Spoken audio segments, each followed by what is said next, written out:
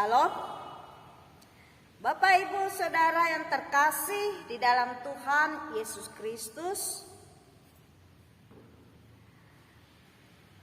Sampai bertemu kembali dengan saya Pendeta Indriana dalam acara Renungan Pagi Selasa tanggal 7 Desember 2021 di Gereja GKE Banjarbaru, dan renungan kita pada pagi hari ini diambil dari kitab 2 Petrus pasal yang pertama ayat yang kedua hingga ayat yang ke-15. Sebelum kita bersama-sama merenungkan firman Tuhan, mari kita bersatu dalam doa. Bapa dalam kerajaan sorga, puji syukur dan terima kasih Tuhan buat hari yang indah dalam kehidupan kami, di mana kasih karunia dan damai sejahtera Salam senantiasa ada dalam hati kami, sehingga kami boleh bersukacita, bersyukur, dan boleh memuji muliakan nama Tuhan. Bapa di sorga, saat ini kami akan mendengarkan kembali akan firman-Mu ya Tuhan. Pimpin dan tuntun kami supaya kami boleh melakukan kehendak-Mu ya Tuhan. Terima kasih Bapa di sorga. Dalam nama Tuhan Yesus Kristus hamba-Mu siap untuk memberitakan. Amin. Salam Bapak Ibu terkasih dalam Tuhan Yesus Kristus. Tema kita pada pagi hari ini yaitu kasih karunia dan damai sejahtera. Dengan perikop Salam dan dipanggil serta dipilih oleh Allah.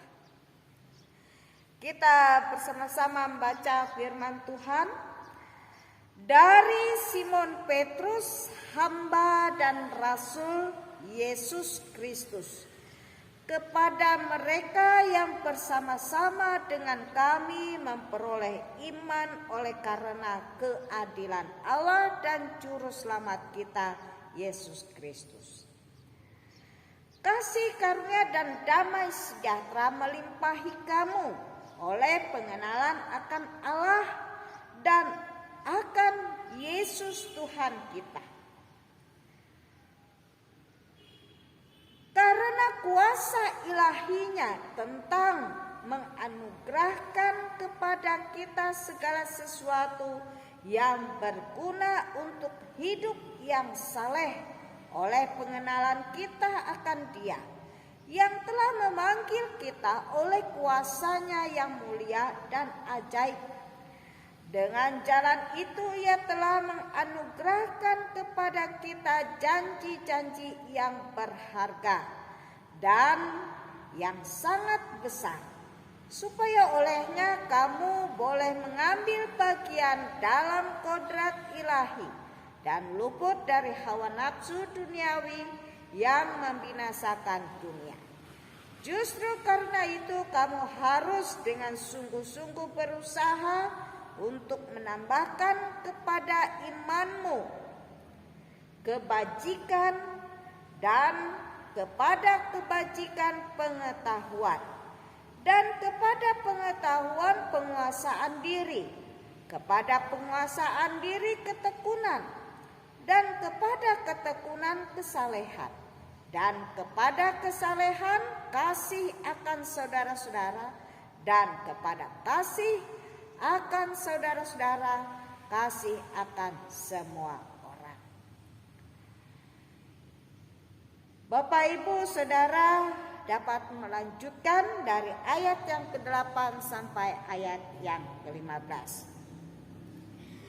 Bapak Ibu Saudara yang terkasih dalam Tuhan Yesus Kristus, setiap orang mengharapkan di dalam hati dan kehidupannya ada damai sejahtera, ada sukacita. Tetapi dari mana datangnya damai sejahtera dan sukacita itu dalam kehidupan? Tidak lain ialah karena kasih karunia Allah. Rasul Petrus sesudah dia menulis suratnya yang pertama, tidak lama kemudian dia menulis suratnya yang kedua dari Roma dan ditujukan kepada seluruh orang-orang Kristen yang tersebar di seluruh bagian utara Asia Kecil.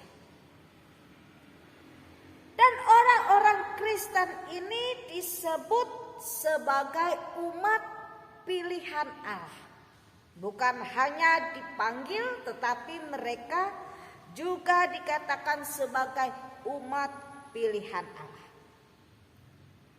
Tentu saja ada tujuan dari penulisan surat Rasul Petrus yang kedua ini. Apa tujuannya? Yaitu untuk menguatkan iman mereka yang pada waktu itu mereka mengalami tekanan-tekanan oleh penganiayaan karena mereka percaya kepada Kristus. Yang kedua, melalui suratnya ini Petrus mengingatkan bahwa kabar baik tentang Yesus Kristus yang sudah mati, hidup kembali, dan ia berjanji akan datang kembali. Yang ketiga ialah atas dasar dari penguatan dan kabar baik yang disampaikan oleh Rasul Petrus, mereka diharapkan rela dan tahan, sabar, menderita, dan sambil menyadari bahwa penderitaan itu merupakan suatu ujian untuk pemurnian iman dan percaya mereka kepada Kristus. Yang keempat ialah mereka juga diyakinkan bahwa mereka akan mendapat upah oleh Tuhan pada waktu Yesus Kristus datang kembali yang kedua kalinya. Upah kesetiaan mereka, upah ketaatan mereka, upah di dalam mereka melakukan kebenaran firman yang diajarkan oleh Tuhan Yesus dan oleh para rasul. Yang kelima ialah karena kuasa ilahi yang telah menganugerahkan, yang telah mengaruniakan kepada umat pilihannya segala sesuatu yang berguna untuk hidup yang saleh, untuk hidup dalam kekudusan, oleh pengenalan akan Dia, yaitu pengenalan akan Yesus Kristus yang telah memanggil kita kepada kuasanya yang mulia dan ajaib. Yang keenam ialah kekudusan kasih. Kekudusan kasih, kesalehan dalam kasih kasih terhadap saudara-saudara, kasih akan semua orang merupakan hasil dari pengenalan kita akan kasih Yesus Kristus. Dengan demikian kita memperoleh kasih karunia untuk memiliki hak penuh untuk masuk ke dalam kerajaan yang kekal, yaitu kerajaan Tuhan kita Yesus Kristus, kerajaan Allah. Namun di sini kita melihat bahwa bagaimana Petrus menyampaikan kebenaran firman Tuhan itu di saat-saat di mana ajalnya, di mana di usianya sudah mendekat dan ia akan meninggalkan kemah tubuhnya untuk kembali kepada Tuhan. Namun masih ada yang perlu dijelaskan oleh Rasul Petrus, yaitu betapa yakinnya dan pastinya kepercayaan orang-orang Kristen akan kebenaran firman Tuhan yang diajarkan oleh Yesus Kristus. Artinya firman Tuhan itu tidak perlu kita ragukan. Mengapa kita tidak perlu meragukan kebenaran firman Tuhan? Karena Rasul Petrus mengatakan dia sendiri adalah saksi mata. Saksi yang telah mendengar sendiri bagaimana Yesus mengajarkan kebenaran-kebenaran firman Allah itu kepada umatnya. Dan dia juga memandang kebesaran juru selamat di atas bukit kemuliaan, yaitu bukit Golgota.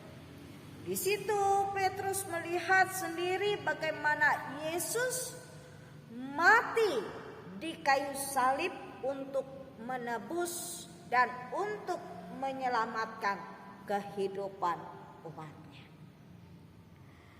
Bapak, Ibu, Saudara yang terkasih dalam Tuhan Yesus Kristus, karena itu sebagai orang-orang Kristen, janganlah kita mudah digoyahkan iman kita karena kita mendengar pengajaran-pengajaran yang lain yang belum pasti dapat membawa kita kepada keselamatan.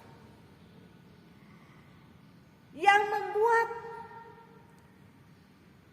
tubuh bait Allah menjadi